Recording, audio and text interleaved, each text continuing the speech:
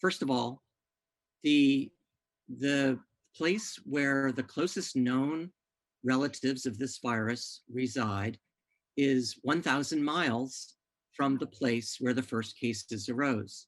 Second, the largest collection of bat coronaviruses relevant to this pandemic virus is found exactly where the pandemic first began.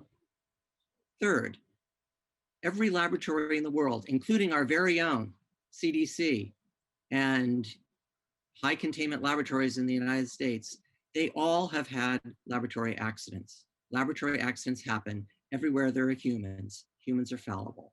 So it's absolutely reasonable to think that some other laboratory also had an accident. And fourth, this laboratory that worked on bat coronaviruses was undertaking work which, on the face of it, was quite important for understanding these viruses, but had some risk. Of a lab accident. We are not necessarily talking about anything deliberate.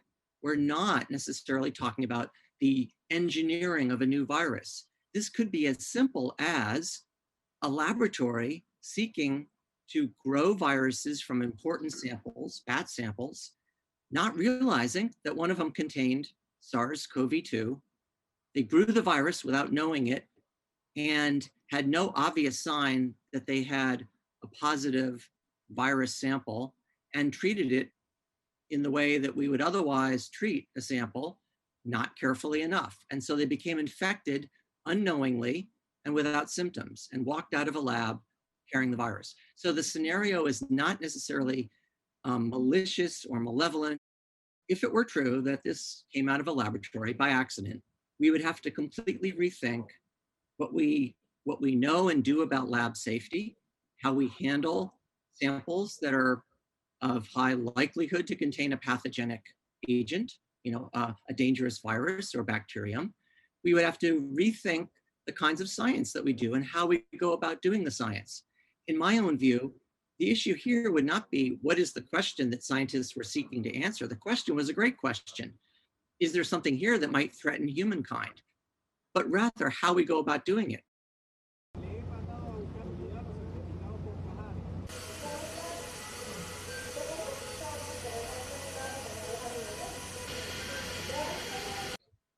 It's very difficult for my colleagues to even raise the question as to the origin of the pandemic because they're afraid that by doing so, they will be accused of having anti-Asian racist thoughts or suggesting that a country was responsible when in fact it may have been a totally innocent accident. But all of this overlay and baggage just makes it incredibly difficult to have a neutral, calm discussion based on facts.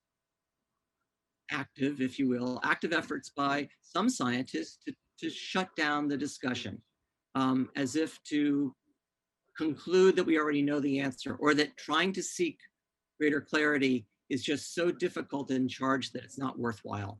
And that makes it very hard to sit back and ask, have we really learned all that we can learn? Have we learned all that we ought to know and can know?